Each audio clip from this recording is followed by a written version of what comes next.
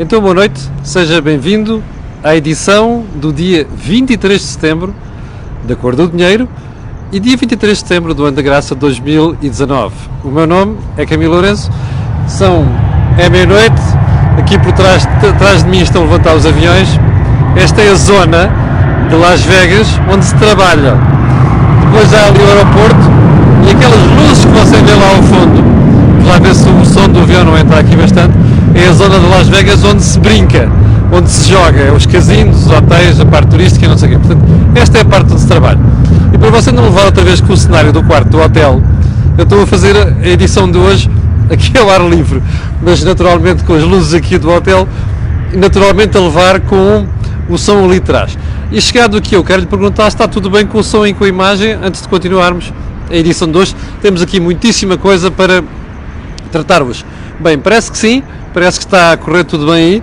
Vamos lá a isto, que eu ainda quero ver se durmo alguma coisa, não é? Já que tenho um jet lag de 8 horas.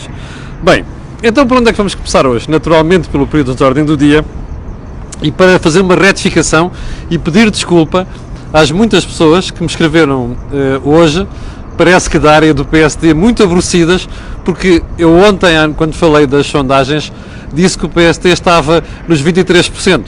Enganei-me, não tinha visto a última e, portanto, faço meia culpa, porque as últimas sondagens dão um PSD com 26,6%, ainda muito longe, e naturalmente muito longe, e não é ainda, é que a diferença também não se irá esbater muito, suspeito eu, porque o PS continua com 40,6% dos votos. Em todo caso, há aqui um ponto muito importante a realçar. Aquela subida e a reação de que eu lhe falei ontem, para a qual tentei encontrar uma explicação, tornou-se mais evidente com esta última sondagem. Ora, isto só reforça a análise que eu fiz ontem.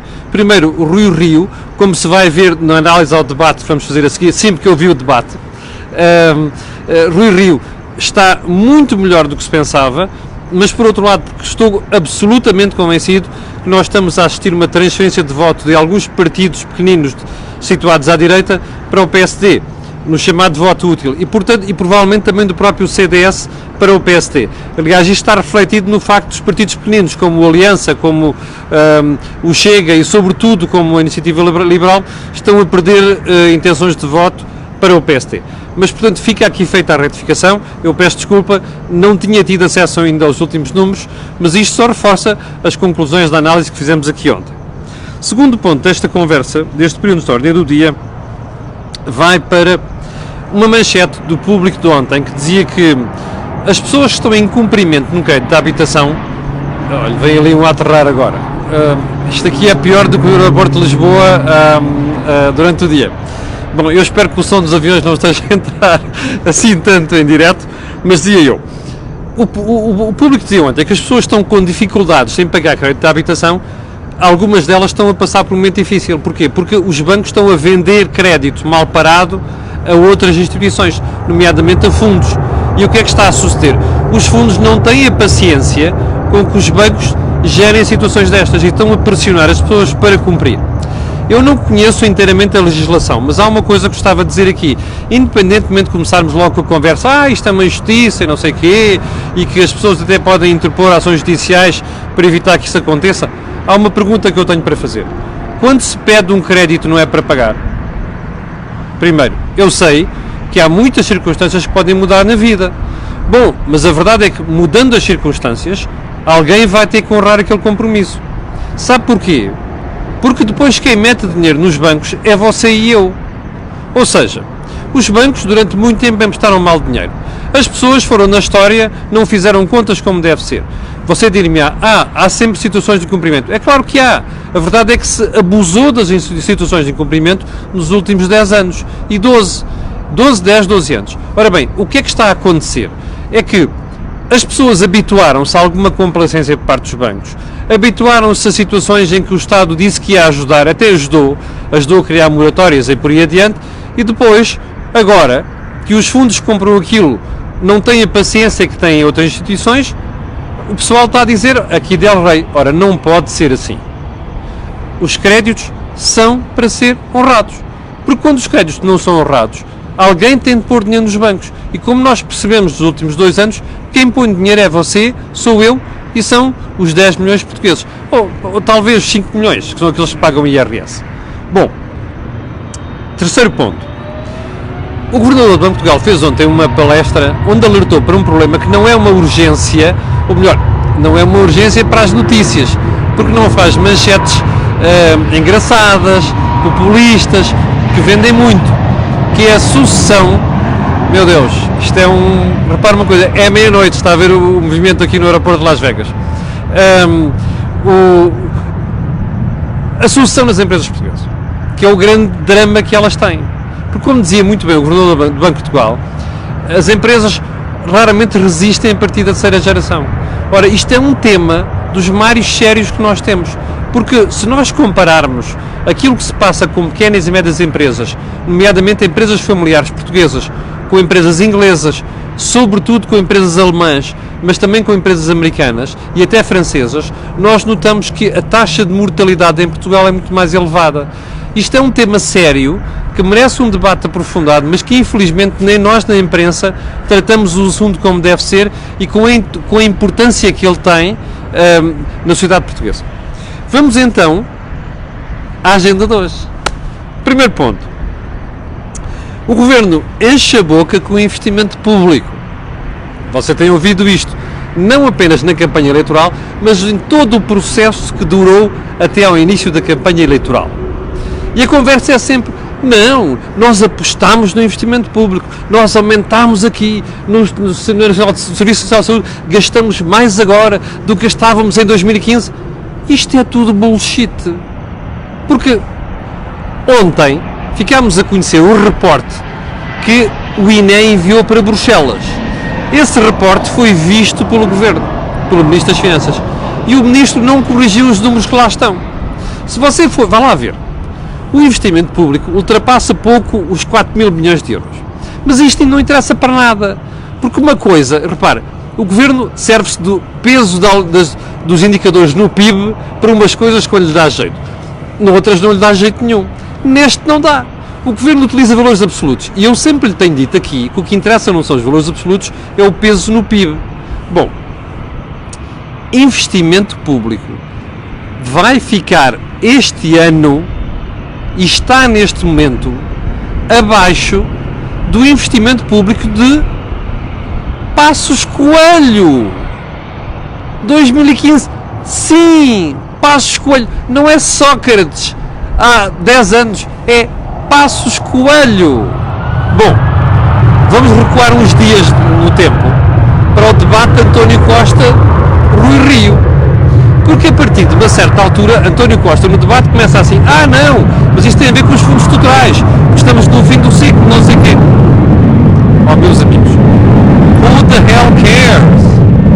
Como dizia uma vez o professor Marcelo na televisão, se a minha avó tivesse rodas, era um autocarro. Deus tenha em paz a minha santa avó, que era mesmo uma santinha. E a questão é esta: os ses para os números e para a política não contam para nada. O facto é que o Governo está a chegar a 2019 com o investimento público abaixo de um dos piores momentos do processo de ajustamento que nós passamos. E, portanto, está a ver como é que com papas e bolos se enganam os tolos. A verdade é que não são opiniões, não é treta, 31 de boca, são números, factos, relatados pelo INE num relatório que o Governo teve acesso e sobre o qual se pronunciou. Segundo ponto, já percebeu, ontem foi dia de festa em Portugal. O PIB foi revisto em alta. O PIB de 2016, que passou de 1,9% para 2%, o PIB de 2017, que saltou de 2,5% para 3,5%, e o PIB de 2018, que terá ficado de 2,1% em 2,4%. Foi uma festa. E foi uma festa porquê? Porque o nosso Ministro das Finanças, antes de ir ao Ministro das Finanças, eu sei que nestas alturas somos dados a teorias da conspiração. Ontem houve pessoas que me escreveram a dizer assim: mas como é que se justifica que o INE seja tão descuidado que vá revelar estes pormenores e estes números em cima de uma campanha eleitoral? Bom, a verdade seja dita que estas revisões são periódicas, são normais, estavam programadas, fazem-se de 5 em 5 anos. E tem de ser assim, não é? Porque a economia está a mudar muito rapidamente e nós precisamos de perceber, precisamos de adaptar a informação que o INE capta da economia com essa transformação que a economia está a sofrer. Portanto, isto é normal, é natural, não tem nada de errado. Também é verdade que a divulgação desta revisão dos indicadores estava prevista já desde o ano passado. Mas há uma coisa que vale a pena pensar. Toda a gente sabia que as eleições iam ter lugar nesta altura. Faltava fixar o dia. Seria mais uma semana, menos uma semana. Não teria sido mais útil antecipar isto substancialmente no tempo ou colocar para depois das eleições? Eu nem fico preocupado com o colocar depois, mas colocar muito antes para isto ser tudo bem analisado. Porque, repara, não vai ser bem analisado. E o que se passa é que isto vai levar àquela conversa que nós vimos ontem. O Sr. Ministro das Finanças, ufano, cheio de si, a dizer que estamos perante uma revolução. Ó Dr. Centeno, vá lá olhar para o déficit externo e depois fala em revoluções, está bem? Já agora, Dr. Centeno, a revolução que em parte existe não foi você que a fez. Percebe? Foi uma parte que já vinha desde o engenheiro Sócrates, sim, porque ele começou a aplicar a austeridade, e foi do período de ajustamento. Quando o processo de ajustamento obrigou uma série de empresas a virarem-se para o exterior, pelo desconforto da procura interna, que caiu brutalmente. Esta é que é a revolução. Já agora uma coisa. O Dr. Centeno saiu-se primeiro com esta, com uma revolução. Não há revoluções das economias. As revoluções fazem-se a 10, a 15 e a 20 anos. No caso da economia portuguesa podia ser mais acentuada, podia, mas a verdade é que nós não andamos a fazer, é zero de reformas. E por isso é que estamos a crescer menos do que os outros. Mas já lá vamos. E porquê? O Sr. Ministro das Finanças, na roda livre do entusiasmo que estas coisas criaram, saiu-se com esta. Bem, se vocês forem ver, Portugal é o país que está a crescer mais neste momento, na zona euro. E depois tenham cuidado de dizer assim, tirando o grupo dos países que aderiram recentemente. Vá lá. Espera aí, deixa-me lá ver. Tiramos estes. Também depois tiramos a Grécia, que aderiu antes de nós. Espera, tiramos mais alguém? Espera aí, podemos continuar a tirar. Até nos dar jeito, não é? Ou seja, o Dr. Centeno quer fazer este brilharete, dizer que estamos perante uma revolução e que afinal estamos a crescer mais do que os outros. Não, nós estamos a crescer mais do que os países do centro da Europa, Alemanha, Itália, França, tem um peso muito grande na média, mas quando juntamos aqueles países que estavam atrás de nós do campeonato, e esta análise é uma análise que a Cora do Dinheiro anda a fazer há variedíssimos meses, nós ficamos muito mal na pintura. Estamos a ser ultrapassados. Aqueles que víamos por retrovisor já vemos à frente do para-brisas. E há outros que estão tão encostadinhos a nós que se nós vimos um buraco e travarmos, eles, zuca, passam à nossa frente. Esta é que é a realidade. O Dr. Centeno perdeu o juízo, perdeu a noção do realismo, perdeu a noção da decência com esta conversa de somos o que mais cresce, tirando quem aderiu há pouco tempo. A gente torce os números, está a ver? O problema dos números é este, é que a gente torce-os a ver quando é que nos dá jeito. Isto fica tão mal ao Ministro das Finanças. E ainda para mais, uma pessoa, eu costumo dizer isto, os Ministros das Finanças têm uma responsabilidade muito maior do que os primeiros Ministros, porque são aqueles que têm que se abster de excessos eleitoralistas, que é para não cair no descrédito, porque mais tarde ou mais cedo alguém vai perceber isto, o eleitor vai perceber isto. O Dr. Centeno está em alta agora, quer-se ir embora, porque sabe que as coisas vão correr mal, e na próxima legislatura, como diz o António Costa, isto vai correr mal, mas já não vai ficar sobre os ombros dele. Está a perceber? O problema está aqui. Dobra-se as conversas todas e os números para ver se te dá jeito. Esta é que é a conversa. Bem, já agora um ponto. O PIB aumentou. Espera aí. Mas a dívida pública também aumentou. Não é só em valor absoluto. Em percentagem do PIB, a correção que se fez levou a um aumento da dívida pública. E esse aumento mantém-se apesar do PIB ter crescido. O PIB saltou para além dos 200 mil milhões de euros por ano. Está a perceber o problema? Dr. Centeno! Querem ver que esqueceu? Pois esqueceu mesmo. É muito queijo lá no Ministério das Finanças. Como-se muito queijo. Só não sei se é Flamengo, se é da Serra. Eu prefiro da Serra, confesso. Até porque é produção nacional, muito boa e tal. Mas, doutor Centeno, esqueceu-se de falar de dívida pública? Bem parecia. Não dá jeito, não é? Agora, você que está desse lado, faz estas contas.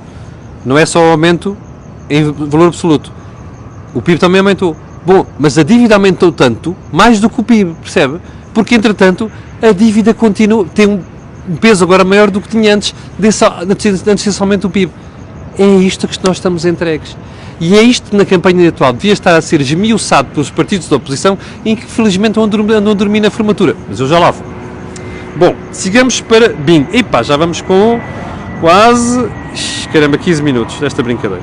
Bem, vou deixar o ponto seguinte, que é, lembra-se das despesas no SNS que não iam aumentar? Lembra-se? Eu vou deixar para amanhã, está bem? E porquê? Porque eu tenho que analisar a campanha eleitoral. Porque hoje foi um dia muito importante. Bom, mas antes de ir à campanha eleitoral, vamos uma previsão que eu já fiz aqui no início do ano também, como você se recordará, que é o que é que vai acontecer ao déficit orçamental este ano. Eu disse-lhe há meses, fui o primeiro a dizer que o déficit ia ficar em zero. E até se fosse possível, que Centeno ia colocá-lo com superávit, que é para sair em ombros, estilo Coliseu de Roma, percebe? Palminhas para ele. Eu sou o maior, eu sou o melhor e tal, o Ronaldo, não sei quantos, percebe? Pois, depois desta revisão, então é que eu perdi qualquer dúvida, não é que vai ficar no zero, é que vai ser superávit orçamental. Mas a gente daqui a uns meses vai falar sobre isso. Agora vamos ao debate, os debates de ontem. Foram dois. Primeiro de manhã, entre Rui Rio e António Costa. Segundo, todos ao molho e em fé em Deus. Bom, primeiro de manhã, confirma-se uma coisa, Rui Rio é bom nos debates. Rui Rio tem estado muito melhor do que alguma vez eu pensei nos debates. E curiosamente, António Costa, apesar de ter reagido com mais afinco no debate de hoje, tem ficado atrás de Rui Rio e não tem conseguido responder a Rui Rio à altura. E porquê é que eu digo isto? Porque Rui Rio tem estado ao ataque e bem, é pena que ela às vezes não tenha bem solidificadas algumas dos conceitos, que é para não ser comido por António Costa na resposta.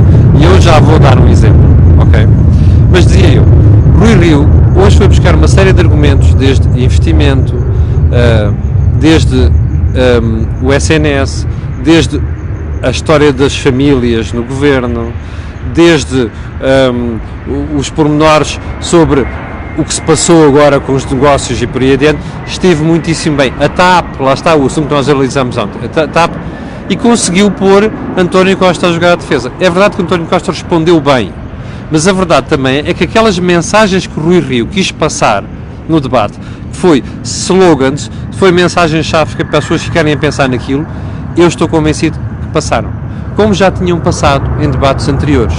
E é uma das razões, na minha opinião, porque o Rui Rio está a recuperar nas sondagens.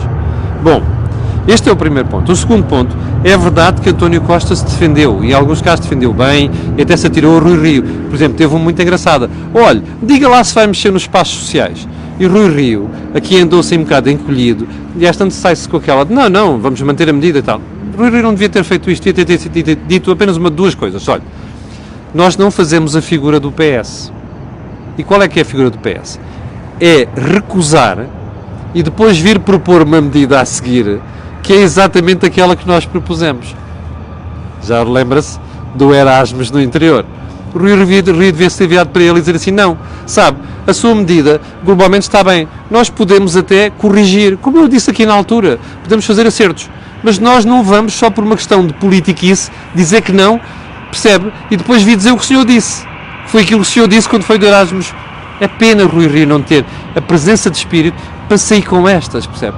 Porque tinha entalado completamente António Costa. Bom, mas a verdade é que, apesar desta boa resposta de António Costa, 1800 pessoas em direto, obrigado pelo seu apoio, Rui Rio conseguiu passar estas mensagens. E eu estou convencido que, ou das duas uma, ou a lógica é uma batata, ou nas próximas sondagens, nós vamos ver este Rui Rio, provavelmente com até melhorar ligeiramente as intenções de voto que aparecem neste momento, porque é a lógica das coisas, percebendo que a sua reação e a sua presença nos debates tem sido melhor do que se esperava. Bom, Debate da noite. Isto é que foi uma coisa em que, primeiro, eu não consigo perceber Catarina Martins, antes do debate. Hoje saiu-se com uma de, o déficit é zero, mas há muitas necessidades. Epá, eu já estou cansado de dizer isto. Estou farto de dizer isto. Isto é do pior que o Bloco pode fazer a si próprio.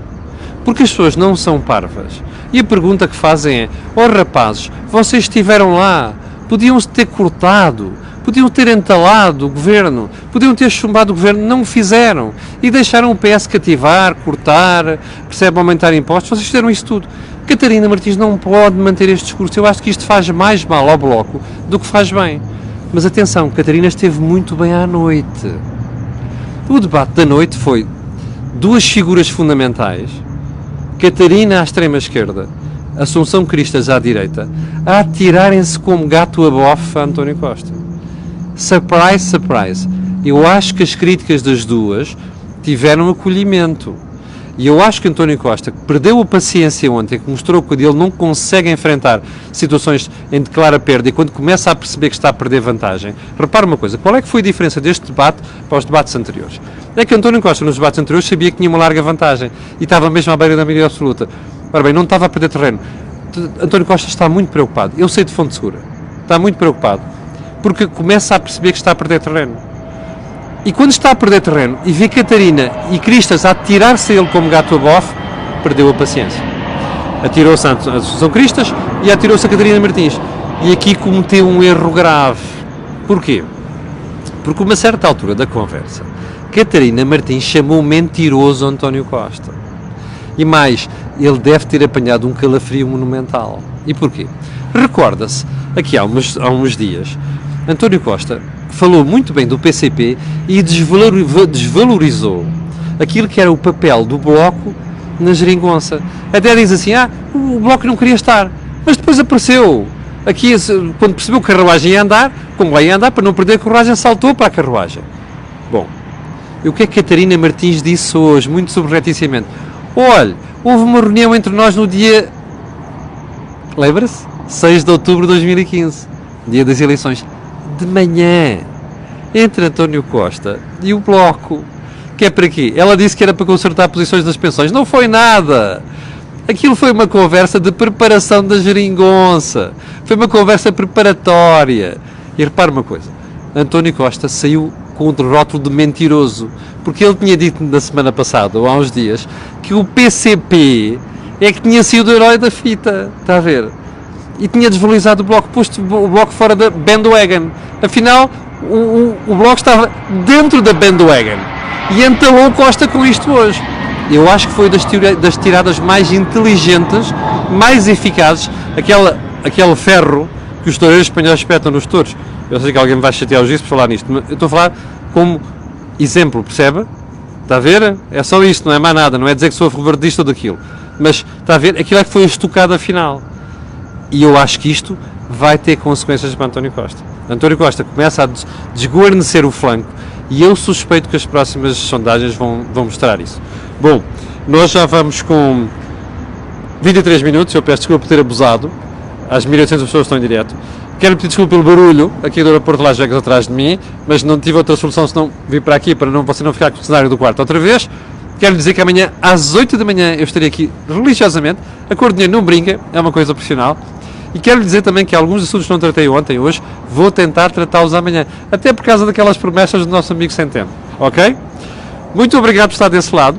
Vou-lhe pedir o que peço sempre, que é colocarem um gosto e fazer partilha nas redes sociais, porque aquilo que você ouve aqui, não ouve em mais sítio nenhum. Obrigado, com licença, e até amanhã às 8.